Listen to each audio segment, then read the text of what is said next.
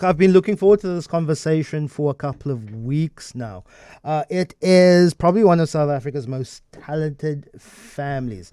It's Julius, who is the dad. It's Justin Lee, who is the son. And Jamie, who's unfortunately not yet, taking a little bit of a break. Yes. But it's the Schultz family. And for the longest while, I've been following particularly Justin and Jamie via social media, plenty of YouTube videos and plenty of shows that they've been on in the United States that have made their way to South Africa. Justin Lee is a 15-year-old multi-instrumentalist from South Africa. They're from Johannesburg, now living in Los Angeles in the United States. And along with his sister Jamie Lee, who plays drums, and dad Julius, who's on guitar, the trio are currently touring in South Africa for the first time since they immigrated to the US in 2015. And unfortunately, the shows in the Cape Town leg are now sold out, but there's still other shows that they're performing across South Africa with. But to the Schultz family, thanks so much for joining us. Julius, dad, Justin Lee, thanks so much. Really appreciate it. I've been a very, very big fan. Thank you. Probably by the time you were 10 years old. That was a while ago. But Because you're absolutely amazing. Thank you so much. Where did it start? Obviously from a very musical family. Yeah, so I've been playing guitar for a while, and I think because there was always musical instruments around in the house, I think my kids were sort of exposed to it at a young age. But like a lot of people don't believe me when I say I didn't want my kids to play music, because I know the music industry. Uh-huh. Yeah, so Jamie Lee started banging on stuff at a young age, but she actually started playing piano first. Yeah. But then she went to a wrong teacher and she lost interest. So when Justin started playing piano, I didn't take him to a teacher. I YouTubed everything, kept everything fun and light, and he got a teacher when we moved to the States. But yeah, he started playing when he was 5, and Jamie seriously started playing when he started playing. So when she was 9. When she was 9. Then she started playing And seriously. So how did Jamie become attracted to drums? And what is your primary instrument, Justin? So- Keyboard or is it guitar? Because the first video I saw you performing, it was 10 years old and you're playing amazing on the keyboard. Oh, thank you. So yeah, piano is my first instrument. It's my main. It's what I feel most comfortable on because I've been playing it for the longest. I've been playing piano for 10 years and all the other stuff for 2 years. So piano's sort of home for me. Yeah, so the guitar and bass and other instruments came through boredom when the pandemic hit pandemic dropped, and we had everybody nothing was to at do. home. So that's when he started noodling around on guitar, bass. And the decision to move from South Africa to Los Angeles? So we initially moved to Michigan. and then to North Carolina, and then to Los Angeles. Is that because of Yes. your reasons from the family, or did you reckon, Julius, that look, I have two very, very talented young people and on my hands here, and that's therefore let's go pursue a musical family business in the United States? That's what I reckoned. That's what I reckoned. You guys have played with some really phenomenal jazz performers and other musicians. I'm thinking of Kurt Whalum that you've performed with. You've performed. It must have been great for Jamie. She's played in the presence of Sheila E. Yeah. On drums. Bob James. Yes. James. That you've played with. That must be. Yeah. You must be a bit starstruck, Julius, because these are guys that you must know. Exactly. Jamie and Justin. This is just Bob, and this is and this is Sheila. This is Auntie Sheila. Yeah. So one of the biggest things that I think had happened to us was when Quincy Jones DM'd Justin on Instagram. Is that how it happened? And he invited us to his house in Los Angeles. This was in 2018. 2018, yeah. 2018, and to them it wasn't such of a big deal because they didn't really know who Quincy Jones was at the time. But we walked into his house, he walked into the room, Justin played for him, and to me it was like he showed us his gram, he showed us like what was happening in his house. It's like it's so you walk into his house and the first thing you see, it's this room full of like 28 Grammys, 16 American Music Awards, signed posters from Michael Jackson, and I love Michael Jackson, so I was freaking out. Yeah. Frank Sinatra, you know, like the whole works was in his house. was in his room. Apparently, Quincy is pretty good at that, spotting and hearing Yes, talent. yes. And another multi-instrumentalist, and I hope you've met, because I've hoped to meet him one day, Jacob Collier, who is in the same vein as you, can play many instruments, and apparently did the same.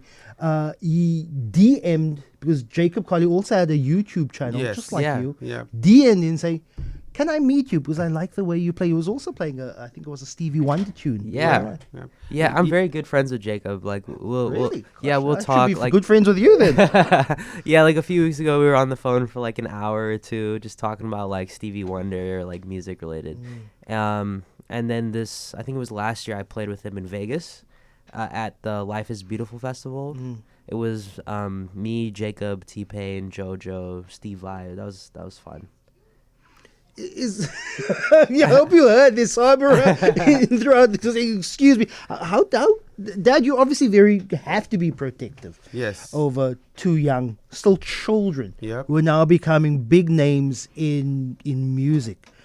But you also, when you're 15 years old and you're seeing these great talents and stars, of course you want to go and explore and enjoy and feel that. How do you balance that, particularly being part of the band and being a dad, Julius? Yeah, I think it starts off with and myself and my wife was very intentional with having good relationships with our kids, and making sure that they understand life and they understand being grounded and I think with him and Jamie, like no matter where when we were done with Quincy Jones, we didn't sit there like for 4 months and saying Quincy Jones. We went back, we worked, we grinded, we did what we needed to do. So and I think that kept us all grounded, and you know. You've just recently come before this trip. You From Europe, yep, we did. performed in Europe as well. We did Italy, Netherlands, London, and Manchester. Do you know that on Google you can see what people have asked about you? Can I ask a couple of Yeah, these let's do Google it. questions? Okay. I'll start with some of the easy ones. Cool. Is Justin Lee a prodigy? Depends who you ask. Do you consider yourself a prodigy? No, I just consider myself someone who's having fun and something that they love to do. Okay, another question is, does Justin Lee Schultz have perfect pitch? Yes, I do. What does that mean? having It perfect- means like basically you can play a note on a piano or any instrument, and then I'll know what it is without. So we can do it here now, Okay, right? so- So we okay, can do okay, it here okay. now. So I'm gonna turn my back, So he and turns he's his back, and he's right? gonna play a note. So I'll play. That's a B, right? F sharp. A flat. Okay, may I try? Yeah, May I try? sure, dude. La. La. Okay.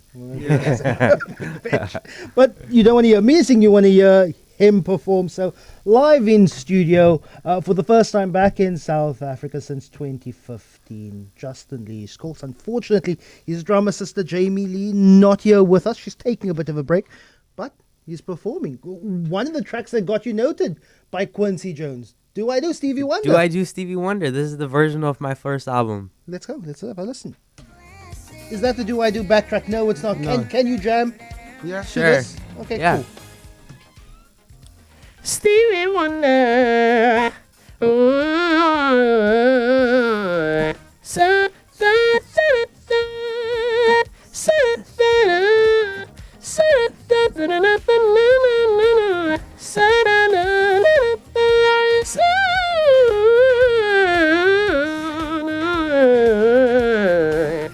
When I see you on the street, my whole body gets weak.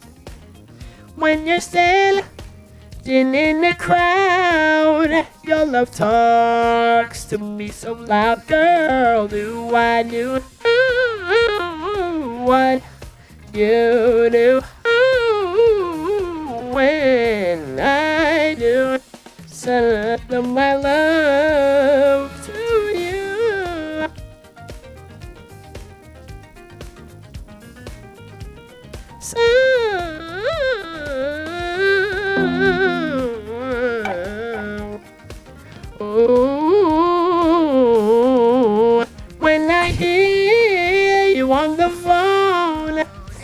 sweet sexy voice turns my hair all the way on. Just the mention of your name seems to drive my head insane. Girl, do I do what you do when I do something my love to you.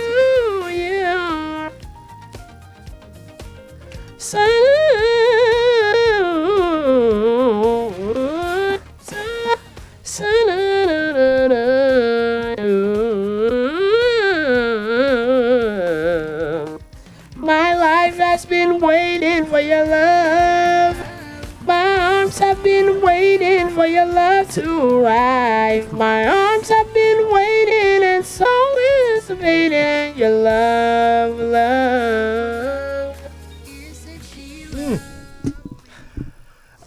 Electronic music is meeting live performance in a big way. I see everyone from Robert Glasper to Jamie Lee Schultz. What is the mouthpiece It's called a talk box. A talk box. Yeah. So basically, it was a machine first made famous by Roger Troutman. I don't know if you know who he is. But basically, the sound comes from the keyboard through this machine that's on the ground. And then you put a tube in it. And the sound comes through the tube. And then when you mouth the words, or you just say like, wah, wah, wah, and you put it close to your mouth, then that manipulates the sound. So like, wah, wah, wah. I consider it very much part of the West Coast rap scene. You know, Yeah, of, like California love. exactly. Yeah. Dad, Julius, we were speaking during the break of how when you perform, you're not only the dad, you're also a band member. Yeah. And you're part of the trio. When do you have to be dad and when do you have to be band member? Particularly when you're playing at festivals and the last set of the night is 11, 12, 1 o'clock. You're still dealing with, with 15-year-olds here. Yeah, so band member is having fun on stage. Dad is it's time to go sleep.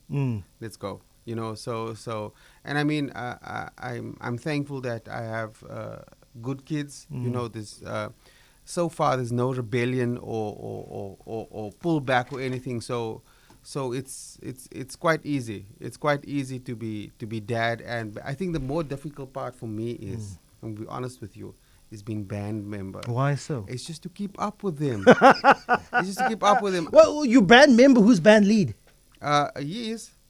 He is, yeah. So it will be a time was like I'll be playing like we did a show a couple of months ago at a thing called Taco Tuesday, and what was the bass player's name was there? Adam Blackstone. Adam Blackstone. Yes. He was there, right? He's like the MD for everybody. So he was there, and we started People Make the World Go Round, and I'm singing, and his bass is so out of tune. so I didn't hear it though, and he's like, just get over here and bring your bass in. So like literally while we're playing the song, I'm like tuning his bass. Bass, yeah. It sounded so wrong. Music and the business of music has changed. I stay close enough to youth culture to know what they're doing, but I'm also reaching an age where kids more and more start to irritate me. But I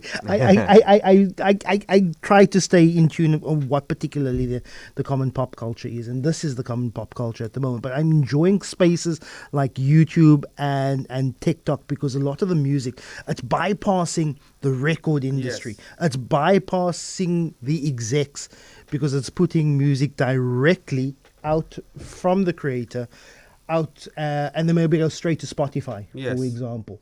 How do you plan to make a music business success, Justin? In terms of what your plans are, whatever your plans are at 15 years old, how do you plan to make a success, but also still remain having fun?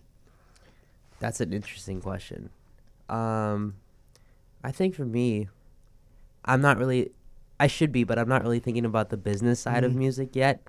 But I should be actually doing it. But for me right now, it's just like finding what I want to do musically, finding myself in like also the songs that I write, and composing, arranging, doing all these different things within music. So That's where my mind's at right now. Alan, in Elsie's River, reminding me morning the mouthpiece used with the keyboard was made popular by Herbie Hancock. Have you ever had a chance to meet Herbie? You've met a lot of people in Los Angeles. I mean, we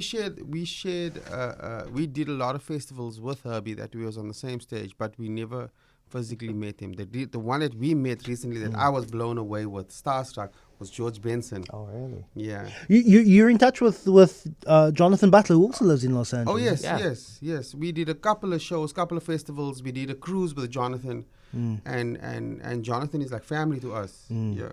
Jonathan always calls him son. I need to tell him, hey, Jonathan, you have your own kids, man.